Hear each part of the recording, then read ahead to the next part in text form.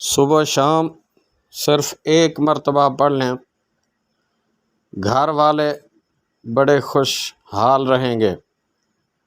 روزانہ ایک مرتبہ اول آخر درود پاک صبح اور شام سورہ یاسین شریف کی تلاوت کر لیا کریں۔